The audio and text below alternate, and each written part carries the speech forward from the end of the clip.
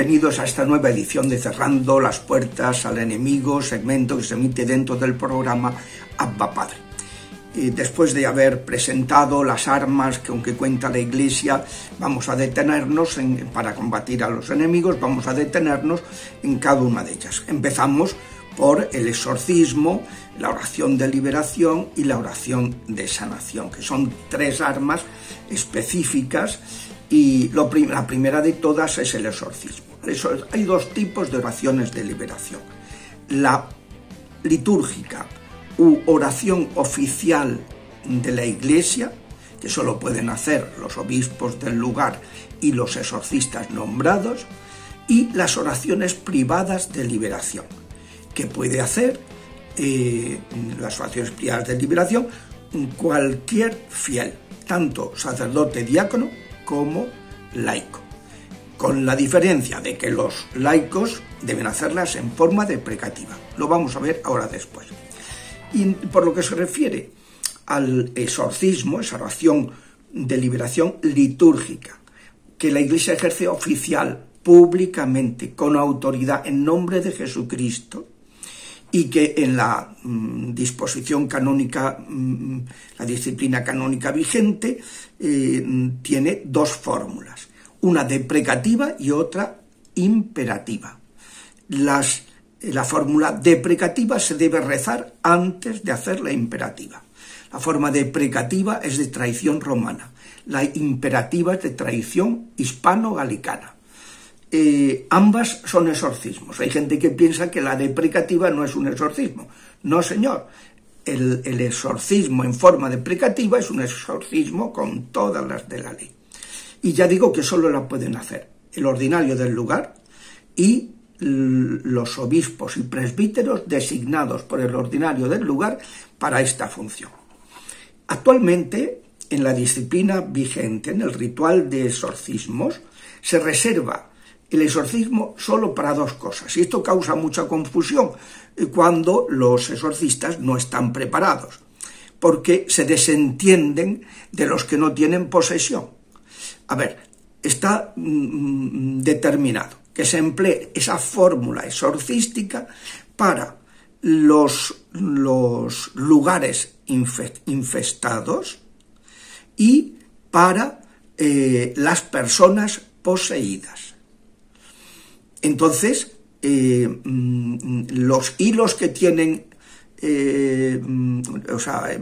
animales, plantas infestadas, objetos infestados, personas vejadas, personas oprimidas o atacadas, ¿no? Personas con una obsesión diabólica mental o afectiva. Pues, ¿qué se hace con ellos? Pues lo que están haciendo muchos exorcistas, es decir, usted no tiene posesión, no venga por aquí. Y eso no puede ser, porque hay que orientar en cómo hay que atender a esas personas, que deben recibir oración de liberación, que la puede hacer el propio exorcista si tienen tiempo, y si no, contar con un equipo de sacerdotes o de diáconos que puedan realizar esas oraciones de liberación contundentes, que no sean exorcismos. Para las personas que tienen influencia o presión diabólica, vejación diabólica, obsesión diabólica mental o afectiva, deben recibir esas oraciones de liberación. Bueno, los demás sacerdotes, también hay que decir que se puede impartir el exorcismo a bautizados, aunque estén excomulgados, y a no bautizados, con permiso del obispo, porque no es un sacramento y por tanto se puede administrar a todo tipo de personas. El exorcismo y las oraciones de liberación son sacramentales, se pueden administrar a todo tipo de personas. Los demás sacerdotes y diáconos pueden emplear varias armas. Los ritos preparatorios del ritual. En el ritual ofrecen el apéndice 2 oraciones de liberación para combatir a los demonios. Oraciones, el ritual, lo que no es propiamente la oración deprecativa e imprecativa, lo puede utilizar cualquier diácono, cualquier sacerdote no exorcista. Además, se pueden utilizar los exorcismos menores del bautismo, que hay en el actual ritual del bautismo, hay exorcismos menores, y en el anterior ritual de exorcismo hay unos exorcismos menores completísimos e intensísimos. Todo eso lo pueden hacer los sacerdotes y diáconos no exorcistas. Y luego, pues, oraciones de liberación, cualesquiera, sean deprecativas o imperativas. Que una oración de liberación privada, imperativa, se le puede mandar. Un sacerdote, un diácono, le puede mandar a los demonios que se vayan. Y eso no es un exorcismo, es una oración privada de liberación, que tiene ese poder por el sacramento del orden. Entonces, pues, y se pueden utilizar esas oraciones privadas contra todo tipo de acciones extraordinarias de los malignos, y al ser oraciones de intercesión privadas no requieren ningún permiso especial para realizarlas, que quede totalmente claro. Las oraciones privadas de liberación también las puede realizar un bautizado laico o un grupo de bautizados que actúen con fe, pero en ese caso la autoridad eclesiástica ha determinado que de ordinario, salvo algún caso que pueda haber, pues un carisma especial que tendría que discernirse, de ordinario no se deben hacer de forma imperativa, dirigiéndose a los demonios por el poder de Jesús. Yo corto, yo te ordeno que salgas, yo ato, no. Señor, corta esta atadura, Señor, expulsa. Y lo mismo a la Virgen, a Dios, pedirlo a Dios a través de la Virgen, de los ángeles bienaventurados y de los santos.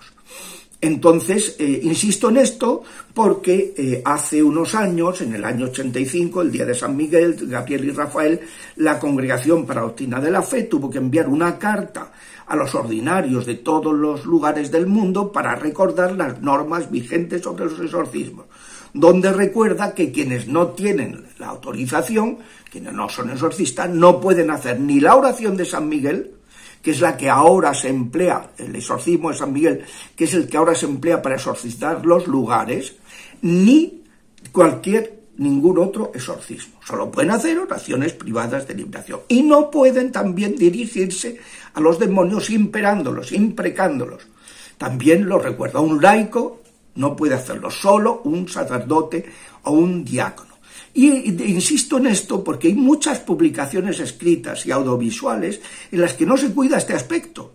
Y esto, además de suponer una desobediencia a la Iglesia, pues te pone en ocasión de que a alguien le pueda ocurrir lo que sucedió en Éfeso, aquellos exorcistas judíos, hijos de Esceva, que imperaron en el nombre de Jesús al demonio, y a quienes éste le respondió: sabemos quién es Pablo, sabemos quién es Jesús, pero vosotros quiénes sois. Y se lanzó el demonio sobre ellos, los desnudó a todos, a los 7, y los apaleó. Y esto, pues, es importante tenerlo en cuenta. Pues claro, hay algunos que dicen, hombre, Marcos 16, en la despedida del Señor dijo que los que tengan fe arrojarán demonios en mi nombre. Sí, pero no especifica el modo. Y la Iglesia, atendiendo a su tradición desde los tiempos apostólicos, de este texto de Éfeso, Actos, Hechos de los Apóstoles 19, que es Pablo en Éfeso, pues atendiendo a esta experiencia, prohíbe que los laicos hagan oraciones imperativas.